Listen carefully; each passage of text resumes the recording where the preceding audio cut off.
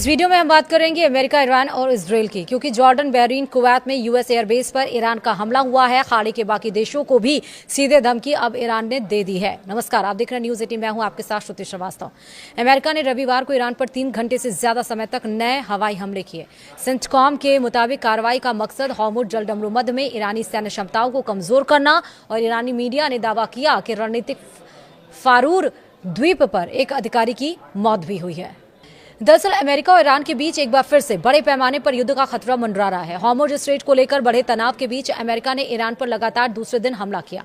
अमेरिकी central command यानी CENTCOM के मुताबिक राष्ट्रपति डोनाल्ड ट्रंप के निर्देश पर रविवार शाम से हमले शुरू किए गए। अमेरिका का कहना है कि इन हमलों का मकसद ईरान की उन सैन्य क्षमताओं को कमजोर करना है जिनका इस्तेमाल हॉर्मुज़ से गुजरने वाले व्यापारिक जहाजों और नागरिक नाविकों को निशाना बनाने में किया जा रहा है। यह हमले 3 घंटे से ज्यादा समय तक चलता रहा है, और इस बीच ईरानी मीडिया ने दावा किया है कि दक्षिणी ईरान के फारूर द्वीप पर हुए एक हमले में कम्युनिकेशन डिपार्टमेंट से जुड़े एक अधिकारी की मौत हो गई, जबकि 2 अन्य लोग घायल भी हो गए। वहीं तेल के सबसे अहम इलाके पर भी हमला हुआ है। ईरान की मेहर न्यूज एजेंसी ने बताया कि अमेरिकी हमले दक्षिण पश्चिम खुजेस्तान प्रांत तक हो रहे हैं। यहां पेट्रोलियम उद्योग के लिए मशहूर अहवाज शहर के आसपास 2 जगहों को निशाना बनाया गया है। बाद में अहवाज के उत्तर में स्थित अंदीमेशक इलाके में भी एक और हमले की सूचना मिली है। स्थानीय प्रशासन के मुताबिक नुकसान का आकलन किया जा रहा है। हॉर्मुज़ के पास ही फारूर द्वीप क्यों अहम है, ये समझिए। हमले में जिस फारूर द्वीप का नाम सामने आया है वह ईरान के होर्मुज़गान प्रांत में बंदर लेंगेह के पास स्थित है। यह द्वीप दुनिया के सबसे महत्वपूर्ण समुद्री रास्तों में से एक है। हॉर्मुज़ जलदमरू मध्य के बेहद करीब है। दुनिया के लगभग 20% तेल का समुद्री निर्यात हॉर्मुज़ के रास्ते से ही गुजरता है। यही वजह है कि फारूर पर ईरान के सर्विलांस सिस्टम, सैन्य ठिकाने और समुद्री सुरक्षा नेटवर्क मौजूद है।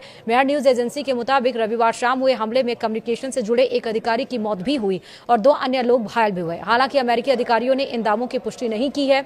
वहीं ईरान का खाड़ी देशों को चेतावनी भी जारी है। ईरान ने खाड़ी के कुछ देशों पर आरोप लगाया है कि उनकी जमीन और सैन्य बेस का इस्तेमाल ईरान पर हमलों में किया गया है। ईरान ने चेतावनी दी है कि अगर किसी देश की जमीन से हमला किया गया तो उसे भी जवाबी कार्रवाई के लिए वैध लक्ष्य माना जाएगा।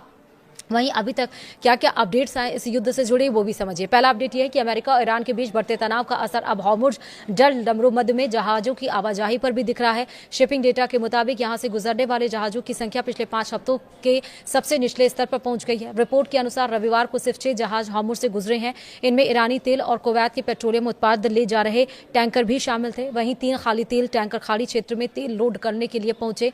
इस बीच अमेरिकी राष्ट्रपति डोनाल्ड ट्रंप ने दावा किया है कि हॉर्मुज़ का रास्ता वाणिज्यिक जहाजों के लिए खुला है। दूसरी ओर ईरान ने यह भी कहा था कि उसने बिना अनुमति तय रूट से गुजरने की कोशिश करने वाले जहाज के बाद जलदमरू मध्य बंद कर दिया है। वहीं हॉर्मुज़ जलदमरू मध्य में बढ़ते तनाव का असर खाड़ी देशों के तेल और गैस निर्यात पर पड़ने लगा है। इस रास्ते से दुनिया के करीब 20% तेल और गैस की सप्लाई होती है। तनाव बढ़ने से वैश्विक ऊर्जा बाजार भी दबाव में है। यूरोप, एशिया और अफ्रीका तक पहुंचने वाली सप्लाई प्रभावित होने की आशंका बढ़ गई है। और इस बीच अमेरिका और ईरान के बीच मध्यस्थता कर रहे कतर और ओमान भी तनाव की चपेट में आ गए हैं। वहीं रिपोर्ट्स के मुताबिक ईरानी हमलों के बाद से ओमान ने ईरान के राजदूत को तलब किया है। वहीं कतर ने कहा है कि ऐसे हमले शांति और बातचीत की कोशिशों को कमजोर करते हैं। वहीं एक और अपडेट आई है कि ईरान की तस्नीम न्यूज एजेंसी ने दावा किया है कि बंदर अब्बास के पास एक अमेरिका ड्रोन को मार गिराया गया है। रिपोर्ट के मुताबिक यह लुकास नाम का अमेरिकी निर्मित आत्मघाती ड्रोन था। ईरान ने दावा किया है कि उसके एयर डिफेंस सिस्टम ने ड्रोन को सटीक निशाना बनाकर नष्ट कर दिया। हालांकि इस दावे की अमेरिका की ओर से अभी तक कोई आधिकारिक पुष्टि नहीं हुई है। वहीं ईरान के IRGC ने दावा किया है कि जवाबी अभियान के 5वें चरण में ओमान और बहरीन में अमेरिकी सैन्य ठिकानों को निशाना बनाया गया है। IRGC के मुताबिक बहरीन के जुफैर इलाके में अमेरिकी सैन्य प्रतिष्ठानों पर मिसाइल और ड्रोन हमले किए गए हैं। वहीं ओमान में लंबी दूरी के एयर सर्विलांस रडार और जहाजों की निगरानी करने वाले रडार सिस्टम को भी निशाना बनाया गया है। ईरान ने इन रडार सिस्टम के नष्ट होने का दावा किया है। IRGC ने कहा है कि हॉर्मुज़ में जहाजों का आवागमन तभी बहाल होगा जब अमेरिका अपने सैन्य हस्तक्षेप बंद करेगा।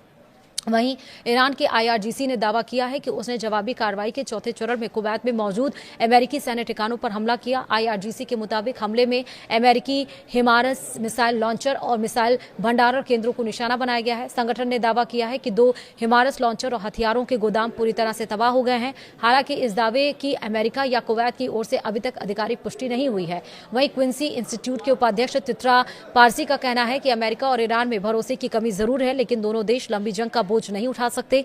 फारसी के मुताबिक दुनिया में कच्चे तेल का भंडार पहले से कम है। अमेरिकी रणनीतिक पेट्रोलियम रिजर्व भी निचले स्तर पर है। ऐसे में अगर संघर्ष लंबा चला तो वैश्विक तेल संकट और गहरा सकता है।